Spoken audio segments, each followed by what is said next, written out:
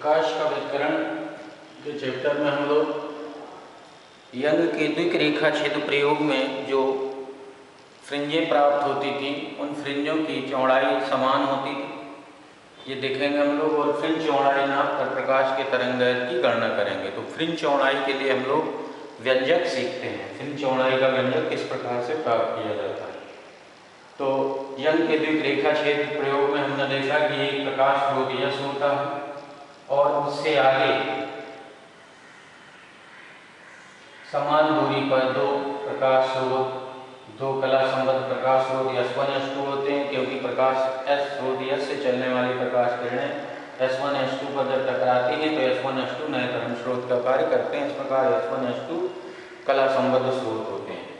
मान लेते हैं कि S1 और S2 के बीच की दूरी आज हम लोग D करके पढ़ते हैं, दोनों के बीच की दूरी D है और S1 S2 से पर्दे की दूरी कैपिटल D है और इसके S1 S2 की लंबार्धक रेखा CO है। तो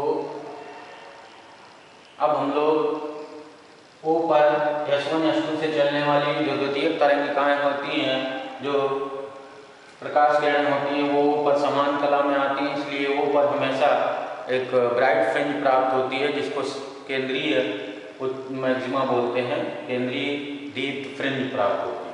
इसके अतिरिक्त हमारे पास एक बिंदु P है। मान लीजिए P पर कोई फ्रिंज बन रही है, दीप्त या अदीप्त फ्रिंज बन रही है। तो P पर दीप्त या अदीप्त फ्रिंज का बनना S1 S2 से चलने वाली प्रकाश तरंगों के बीच पथांतर पर निर्भर करता है। तो बिंदु P पर हम लोग ज्ञात करते हैं कि S1 S2 से चलने वाली प्रकाश तरंगों के बीच कितना पथांतर होता है।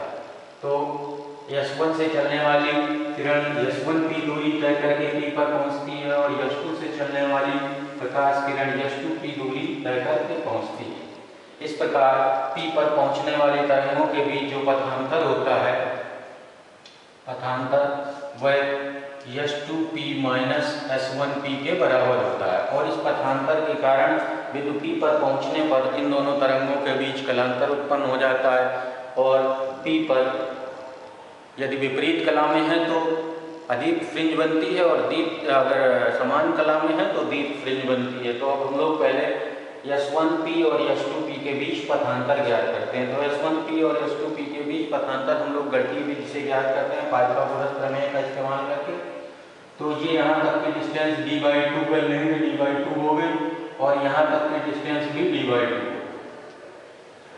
अब यदि हम O से यानी केंद्रीय दीप्त फ्रिंज से P पर बनी दीप्त फ्रिंज किसी भी फ्रिंज या यमवी फ्रिंज की डिस्टेंस को Ym से लिखें इस तरह से, तो हम लोग जो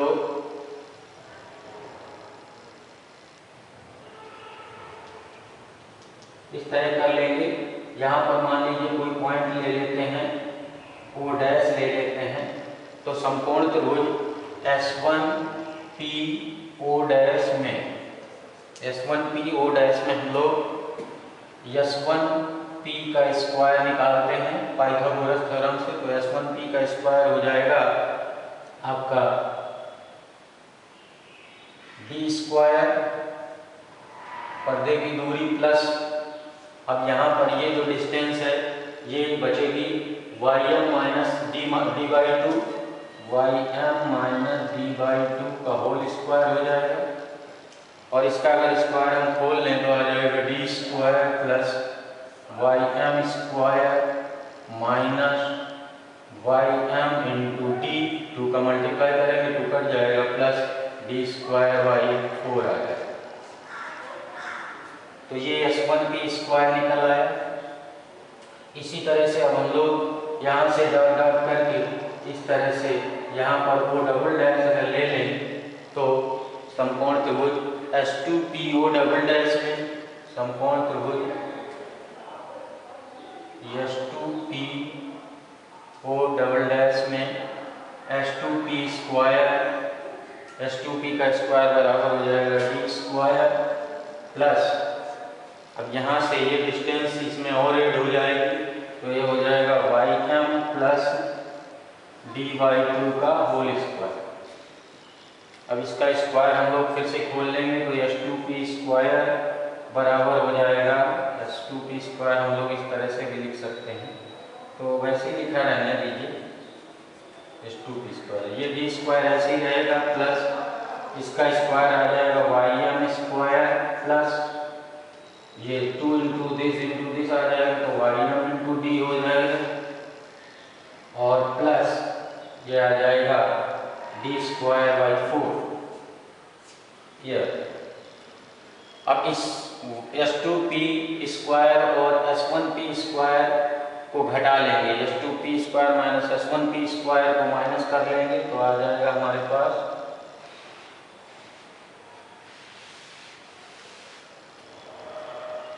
S2p² माइनस S1p² बराबर हो जाएगा d²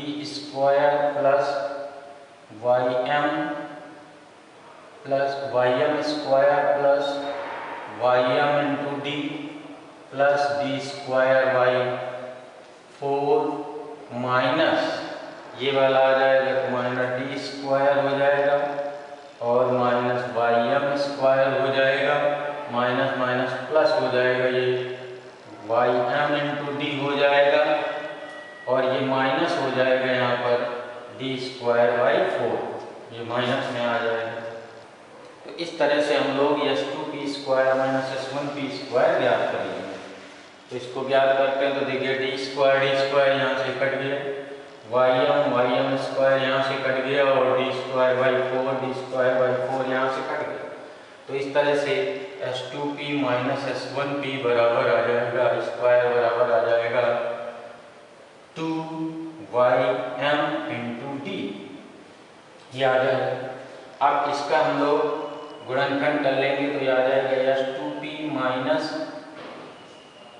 S1p, एक ब्रैकेट में दूसरे में आ जाएगा S2p प्लस S1p दूसरे ब्रैकेट में आ जाएगा, इज इक्वल हो जाएगा 2Ym इंटू d। अब हम लोगों को पथांतर निकालना है S2p माइनस S1p, तो S2p माइनस S1p बराबर हो जाएगा 2Ym into d upon S2p plus S1p, ये आ जाएगा। अब हम लोग फिर इस ज्यामितीय अरेंजमेंट में देखते हैं तो यहाँ पर हम देखते हैं कि ये जो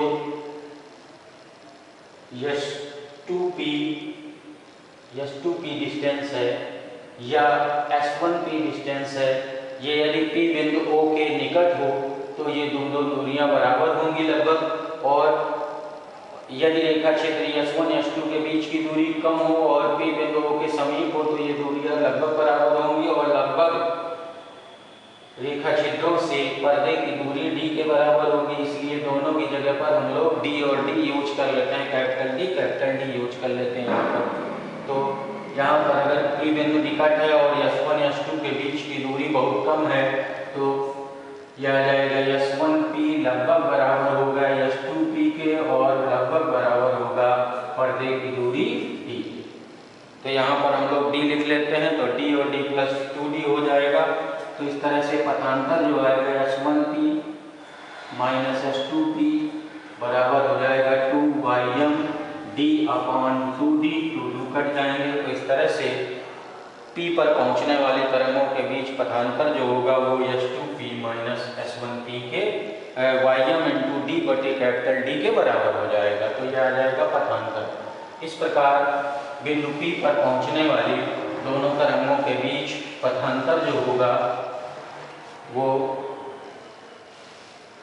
पथांतर ये जो आएगा वो आ जाएगा आपका Ym d into Ym d upon capital D, ये आ जाएगा।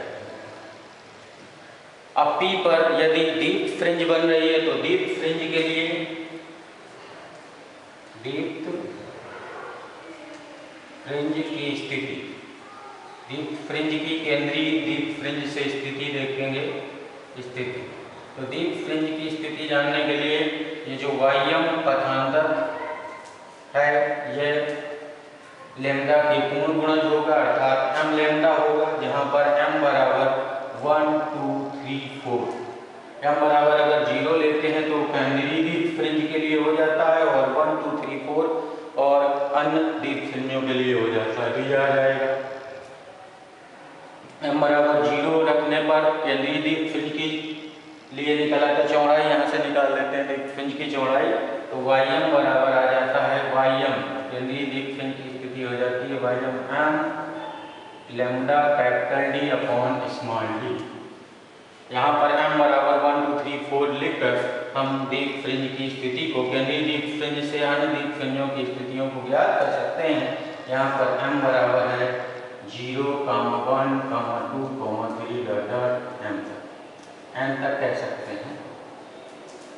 ये तो यमुनी दीप फ्रिंज की स्थिति हमें मिल जाएगी।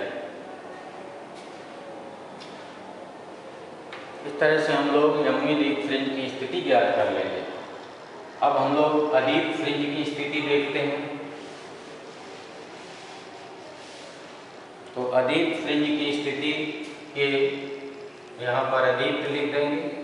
अदीप फ्रिंज की स्थिति, तो अदीप फ्रिंज के लिए P पर पहुंचने वाली दोनों तरंगों के बीच पथांतर λ/2 का विषम गुणज होना चाहिए, यानी Ym स्मॉल d बटे कैपिटल D बराबर होना चाहिए 2m + 1 इंटू λ/2, जहाँ पर m बराबर यहाँ पर 0 से ले सकते हैं, 0 1 2 3 ... इस तरह से इस्तेमाल कर सकते हैं हम लोग। इसका अगर 2 का मल्टीप्लाई अंदर कर दें तो m + ½ लिख सकते हैं, तो Ym बराबर आ जाएगा m + ½ lambda capital D upon small. तो यहाँ पर m बराबर अगर 0 रखेंगे, m बराबर 0, तो पहली अदीप फ्रिंज की स्थिति निकल आएगी। m बराबर 0 रखेंगे तो ½ λD/2D निकल आएगा। m बराबर 0, 1, 2, 3 ... रखकर इस तरह से अदीप फ्रिंजों की स्थितियों को हम ज्ञात कर सकते हैं। अब हम लोग फ्रिंज चौड़ाई निकालते हैं। तो अब हम लोग जानते हैं कि दीप और अदीप फ्रिंजें इस तरह से बनती हैं। ये दीप हो गई, इसके बाद फिर अदीप बनती है और फिर एक दीप बनती है। इस तरह से दीप फ्रिंज बनती है। इस तरह से अदीप दीप फ्रिंजें एकांतर क्रम में बनती हैं। तो जो अदीप फ्रिंज की चौड़ाई होती है वो 2 दीप फ्रिंजों की चौड़ाई के बराबर होती है, इस तरह से। और अगर हमें किसी अदीप फ्रिंज की चौड़ाई निकालनी होती है, ये अदीप फ्रिंज की चौड़ाई हो गई, अगर दीप्त की निकालनी होती है तो 2 अदीप फ्रिंजों के बीच की चौड़ाई को ले लेते हैं, यहाँ से यहाँ तक ले लेते हैं, बीटा डैश मान लीजिए इस बीच तक यहाँ तक। तो पहले हम लोग देखते हैं दीप फ्रिंज की चौड़ाई। दीप फ्रिंज की चौड़ाई, तो दीप फ्रिंज जो है 2 अदीप फ्रिंजों के बीच में बनती है। तो हम लोग पहले यमुनी अदीप फ्रिंज की स्थिति लिखते हैं। यमुनी अदीप फ्रिंज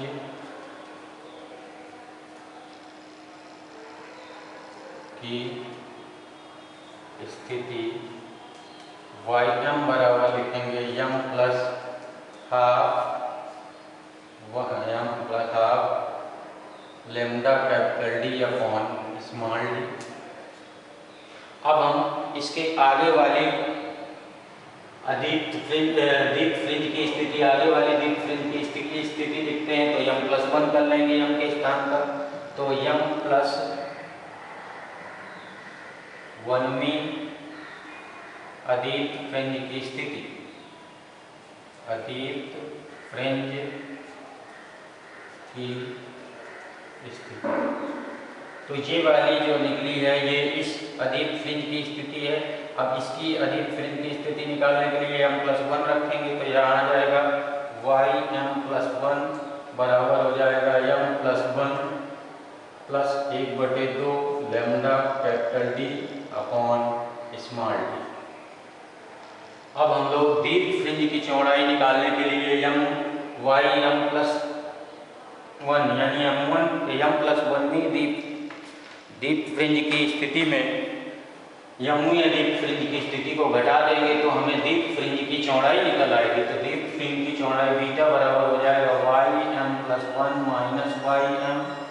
तो इसको घटा देंगे तो यहाँ पर जब इसमें से इसको घटाएंगे तो lambda capital D by D common हो जाएगा और ब्रैकेट में आएगा ये m+1 plus half minus m minus half, ये आ जाएगा हाफ, हाफ से कट जाएगा, m से कट जाएगा और ये 1 बचेगा, 1 का मल्टीप्लाई ये आ जाएगा।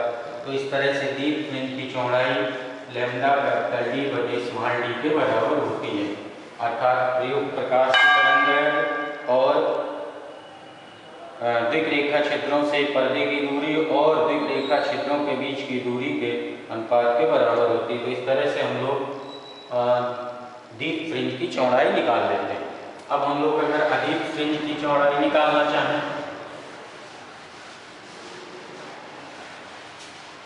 तो अदीप्त फ्रिंज की चौड़ाई के लिए देखिए, अदीप्त फ्रिंज की चौड़ाई, तो यहाँ पर जो अदीप्त फ्रिंज है वो दो दीप्त फ्रिंजों के बीच में बनती है। तो हम लोग यमवी दीप्त फ्रिंज और m+1वीं दीप्त फ्रिंज की स्थिति को ज्ञात कर लें और m+1वीं दीप्त फ्रिंज की स्थिति में यमवी दीप्त फ्रिंज की स्थिति को अगर घटा देंगे तो हमें बीच की चौड़ाई निकल आएगी, अर्थात ये अदीप्त फ्रिंज की चौड़ाई निकल आएगी। ये वाली दीप्त फ्रिंज की दिख रही है, ये अदीप्त फ्रिंज की दिख रही है। तो यहाँ पर ये अदीप्त फ्रिंज की चौड़ाई है और ये वाली जो है दोनों, ये अदीप्त फ्रिंज की चौड़ाई है, सॉरी बीच में नहीं, ये अदीप्त फ्रिंजों की स्थितियों में घटाने से दीप्त की निकलती है और दीप्त फ्रिंजों में घटाने से अदीप्त की निकलती है। तो इसको हम लोग बीटा कह रहे हैं और इसको बीटा डैश अभी कहेंगे, बीटा डैश। तो अब हम लोग पहले इस यमवी दीप्त फ्रिंज की स्थिति लिखते हैं। तो यमवी दीप्त फ्रिंज की स्थिति होती है m capital D lambda upon small d और m+1वीं इस वाली दीप्त फ्रिंज की स्थिति हो जाएगी m+1 बराबर m की जगह m+1 लिख दिया जाता है और capital D into lambda upon small d लिख दिया जाता है। अब हम लोग इस स्थिति में इसको घटा देंगे तो बीच की चौड़ाई ये निकल आएगी गेटिंग, तो Ym यानी अदीप्त फ्रिंज की चौड़ाई अगर बीटा डैश लिखें तो बीटा डैश बराबर हो जाएगा Ym+1 माइनस Ym। इसकी वैल्यू दोनों को रख के घटाएंगे तो d lambda by d common हो जाएगा, d lambda by d common हो जाएगा और ब्रैकेट में बचेगा m+1 और माइनस m आ जाएगा, m कट जाएंगे दोनों से। तो इस तरह से जो अदीप्त फ्रिंज की चौड़ाई आ गई वो भी वही आ गई जो दीप्त फ्रिंज की थी। तो इस तरह से हम लोग अदीप्त और दीप्त फ्रिंजों की चौड़ाई निकाल लेते हैं। अब हम लोग देखते हैं कि दीप्त और अदीप्त दोनों फ्रिंजों की चौड़ाई बराबर होती है, अर्थात फ्रिंजें समान चौड़ाई की बनती हैं। तो बीटा बराबर होता है, बीटा डैश बराबर होता है lambda capital D upon small d। ये अब यदि हम इनकी चौड़ाई को ज्ञात कर लें, बीटा का मान मालूम हो तो हम लोग लैम्डा की गणना कर सकते हैं। तो यहाँ से लैम्डा बराबर आ जाएगा beta into small d upon capital D, ये यहाँ से निकाल लेंगे। तो यहाँ पर जो बीटा ये बीटा की यहाँ से हम लोग माप कर लेते हैं, नाप लेते हैं फ्रिंजों की चौड़ाई और d जो है दोनों स्लिटों के बीच की दूरी है तो ये मालूम होती है और कैपिटल D पर्दे की दूरी है तो ये भी मालूम होती है। इस प्रकार हम लोग लैम्डा की गणना कर लेते हैं। तो ये है यंग के द्विरेखा छिद्र प्रयोग में बनने वाली फ्रिंज चौड़ाई नाप कर प्रयोग होने वाले प्रकाश की तरंग की गणना। तो